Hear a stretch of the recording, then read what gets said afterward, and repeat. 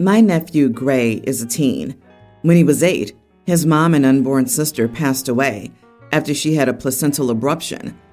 Gray was in the car with his parents at the time it happened, and he watched his mom die. My brother Ken also watched his wife die. Ken fell apart and so did Gray, but Ken focused more on his grief and healing than he did on Gray's and ignored Gray's grief further when he decided 18 months later that he was ready to date again. Ken met a second wife, Vera, when Gray was 10, and they married 5 months into their relationship. Vera told Gray that she would do everything she could to be a good mom to him and fill the shoes his mom left better than anyone could. She joked more than once that she might even be better than his old mom. That, along with the fact that Gray felt as if Ken was replacing his mom and moving too fast, meant that Gray never liked or bonded with Vera. She's tried very hard to get close to him, but he's not interested. I tried talking to Ken about getting Gray help and talking to a therapist himself. My parents always assure me that Gray will come around in time.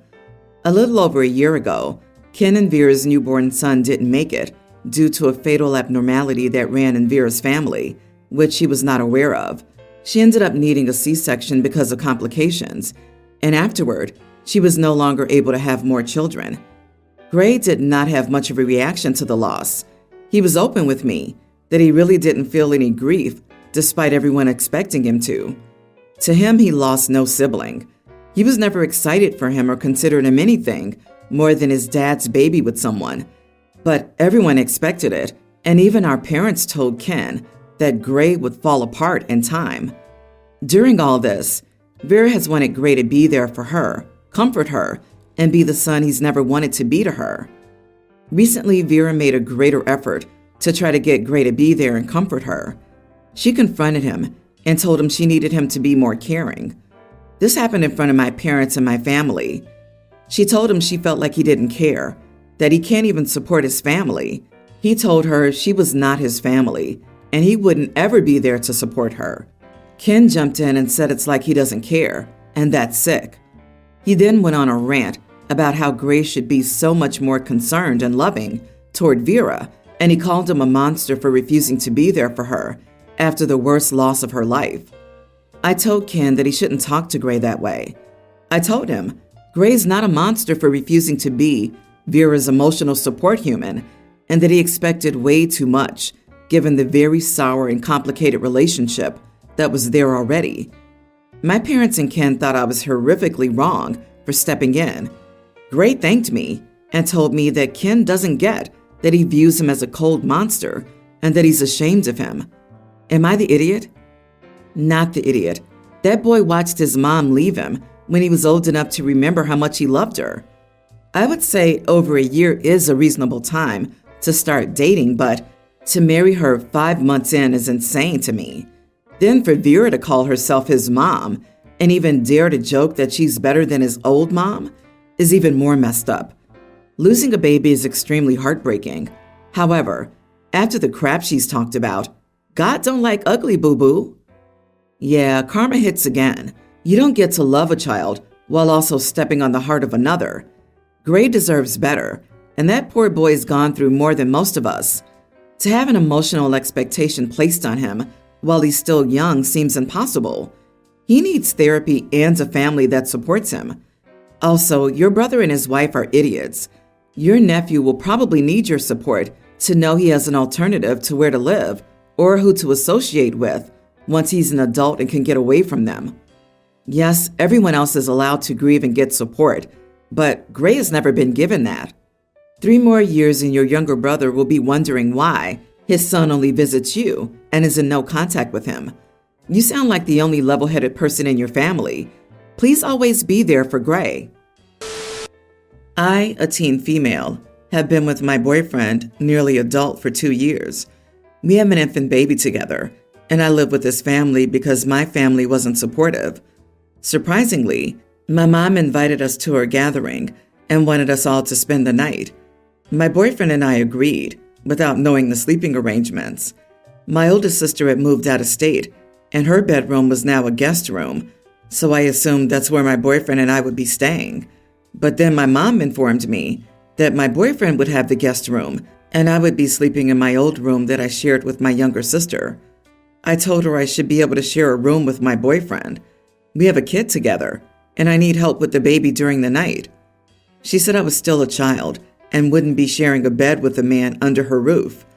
I told her my baby and I weren't sharing a bunk bed with my young teen sister. No way was that happening, and that I needed my boyfriend's help during the night. She still refused, so I said we wouldn't be staying the night tonight, but we'd stay for the party. My mom got upset, which started an argument, and she basically said I couldn't suck it up for one night, proving I'm too immature to be a mother. We ended up leaving. My mom left me a bunch of angry texts, and my dad texted me asking me to please apologize to my mom. Am I the idiot? Oh, honey, this is a tough one. I'm sorry your parents aren't supportive. Them asking you to share a bunk with a baby is the ridiculous part, not to mention taking away a source of help that you and the baby need. I'm glad your boyfriend is supportive, and it sounds like he's helping with the baby. You did the right thing by leaving and not caving in to that demand. This is simply where you are in life. If your mom can't accept it, it's her problem to work through and solve. I wish all three of you the best. Also, the mom is shutting the barn door after the horses have escaped. That horse has definitely bolted, Mom. LOL. The argument is too immature to be a mother. LMAO. Well, it's too late now, honey. She's a mother already. So this sentence is completely pointless. Honestly, OP's mom is too immature to have a baby if her baby's having babies. I blame grandma, right? And there's no better protection than a sleeping baby. No parents in their right mind would risk waking the baby up. OP wanting the baby daddy's help during the night is a valid reason. If she was super concerned about intimacy under her roof, then she could just say the door has to be left cracked open. But really, she's at least a year too late to be that concerned. If you don't say anything inappropriate or rude during the fight, I don't see a need to apologize. My husband was injured when we were in high school, almost 18 years ago now, and uses a wheelchair now. We have 4 children, his teen son from a previous relationship, a preteen daughter, a kindergarten-age son, and a young toddler daughter. My parents usually host a big Christmas every year with all the kids and their families. Sometimes it's at their home, and sometimes it's at a vacation destination. In previous years, it's always been accessible for my husband. Still, this year, they've chosen to have it at a mountain or ski resort that's largely inaccessible and would have a lot of activities that would leave my husband out. So we told them we were going to do our own thing for Christmas this year. No biggie, right? They responded with, "How about you send the kids? You can do your own thing." We responded that we wouldn't be sending our kids and that if we couldn't all attend, nobody would attend. They're upset and accusing us of withholding the kids from something that brings them joy and being bad parents. Am I the idiot for telling my parents that my kids won't attend Christmas if everyone can't attend? This is amazing. Of course, not the idiot. They've excluded your husband from Christmas, and their solution is that you can split up your entire family for the holidays? Do they have a problem with your husband? Honestly, I almost feel like this would be less awful if they've done it on purpose than if they've been that level of ignorant towards him and your whole family. They want you to send a young toddler over? I mean, sending the other children's bad enough, but a toddler? That's insane. You only get to spend a number of Christmases with your kids before they grow up and have their own families. After that, they'll put their families first. It's the natural order of things. Enjoy this Christmas with your husband and kids. If your family didn't consider your husband's accessibility needs, you don't have to give up your kids for the holiday. You can offer to visit with the kids another time. It's pretty obnoxious of your parents to assume they have the right to your kids. Wow. Cripple chick here. I feel sick reading this story. Your parents should be ashamed of themselves. I suspect whatever solution is reached, your husband will feel bad about things. I know I would internalize that BS and feel like I'm the problem. Please hug him and ensure he knows he's not responsible for other people's craziness. I hope you have a warm, wonderful family Christmas together. God bless. My mom died when I, 26 male, was 6. My half-sister was 2 at the time, and her dad was not in her life. My dad took full custody of me. He shared custody with Mom when she was alive. My half-sister was sent to a foster family because none of her dad or Mom's family were fit to take her, and they couldn't get in touch with her dad. I can't even say I ever really missed her. I knew about her, but I didn't really love her back then. So I never had any guilt for being raised in a loving home with my dad and stepmom while she was in foster care. We had 2 visits arranged by CPS in the first year after Mom died, but then those stopped. She reached out to me a year ago via DMs, and we've communicated a bit through there. She found my dad through social media recently and told him he was disgusting, and her not being his shouldn't have meant separating us and not caring about her. She told him a real good dad would have taken her because they loved me and couldn't stand the thought of an innocent little kid in foster care. She told him she would celebrate when he died and would turn me against him if it was the last thing she did because I needed my eyes opened. I found out about what happened and told her if she was going to try and turn me against her dad, then she wouldn't need to talk to me again. She went through how crappy she felt he was for letting her go into foster care and how a good person, a good dad, and a good man would have saved her. She told me I should hate him for what he did. I told her I didn't care that he refused to raise her, that it wasn't his job. She asked how I could be so cruel and cold about this because we're siblings and I should adore her and want the best for her. She kind of lost it in the DMs, honestly, so I muted her for a while, and she kept sending them, calling me all sorts of names. Am I the idiot? Edit. My parents were not together when my mom died. My dad never had any part in raising my half-sister. He was never in the same household as her. I was still a baby when my parents broke up. By the age of you and your sister, I guess that event occurred in this order. You were born, your parents split up. 50-50 custody agreed upon. Your mother got pregnant with another man and had your sister. Your mother died, correct? Honey, your dad had 0 responsibility to take in your sister. That was the responsibility of your sister's biological father, his family, or your mother's family. You are not the idiot. As an ex-foster youth, I know how horrible foster care can be, and if this is how she's reacting, I can't imagine her life in foster care was pleasant. She needs therapy. If she's still under 21, it's free for her. She may be mad at the life she never had, but she needs to accept what she did experience and know that neither you nor your dad had a choice in where her life ended up. I hope you can find some peace, OP, and I hope she can come to terms with the cards dealt to her. I empathize with your half-sister. She has every right to be angry, but she's angry at the wrong person. Perhaps because your father's easier to find and blame than a maternal family that failed her. If you want to help her, really help her, steer her to expert help. You aren't her fairy godmother. You don't have a magic wand to make everything better for her. She's wasting energy demanding that you do that for her. Let's start this story at the beginning. 4th of July, 2022, spending the weekend with my parents at the lake. Me, my son, mom, and dad. While heading back to the resort from the lake, dad driving, mom in the passenger seat, son behind dad, me behind mom, I noticed that my mom was texting someone on her phone with the screen cover open so that dad couldn't see what she was doing. I find this kind of thing odd, but didn't think much of it until I started to read the messages she was sending. She's messaging some guy and having a very intimate conversation. Immediately, I become extremely mad, but I don't want to start drama in the truck while my son is there, so I wait until the end of the weekend to verify that I'm correct in my assumptions. As the weekend goes on, I'm looking over her shoulder every chance I get trying to read her phone, and lo and behold, I get more. So I confronted her over text with my dad in the room, to which she denied everything. I'm not shocked, so I told her she needed to tell dad. After that, I went to bed and stayed silent. She hadn't told him when we left on Sunday to head home.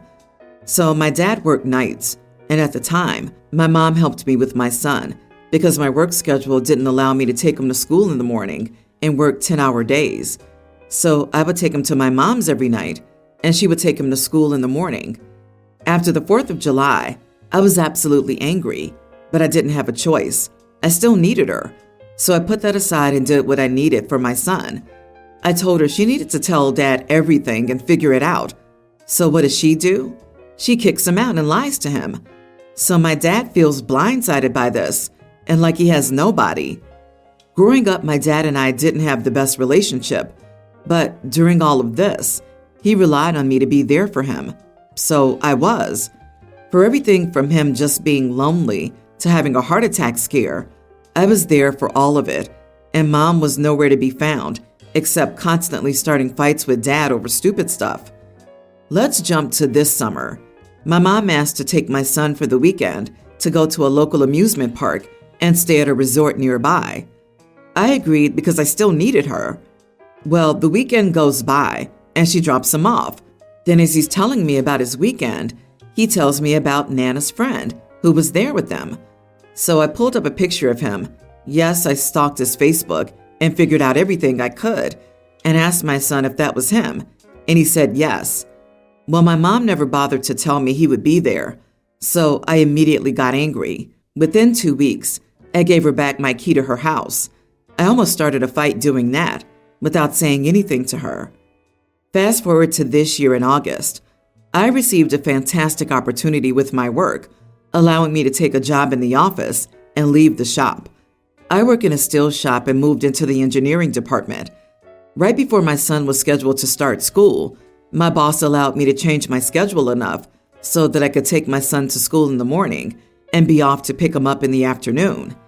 Now my son hasn't seen my mom since summer school let out. Since his birthday's in November, my mom asked if she could pick him up from school and spend some time with them for his birthday. I said no, because she decided not to bother to tell me about her little trip with her boyfriend that she also didn't bother to tell me about. She never fully apologized for anything. She just called me childish and said that even my dad wasn't as upset as I was. Of course, I know that's not true because I talk to my dad constantly. She then tries to guilt trip me by saying that I'm only hurting my son by keeping him away from her. But the thing is, he hasn't even asked about her since the end of summer school. He was never excited to go to her house every night. He wanted to stay with me and have me take him to school, but I couldn't because of work. Am I the idiot? You are the idiot. You had no problem keeping silent while you used your mom for your benefit, and now that you don't need her, you're happily on your moral high horse. I'm sorry, but grow up. This is between your parents. Your mom's relationship with another man is none of your business, and you shouldn't have been reading her text. You're also an idiot for not realizing that she's punishing her son by using him to hurt her mother. Whatever drama the adults have going on has nothing to do with him, and he's too young to understand or be told. All he knows is that he can no longer see his grandma after years of her being one of his daily caregivers. I'm outraged.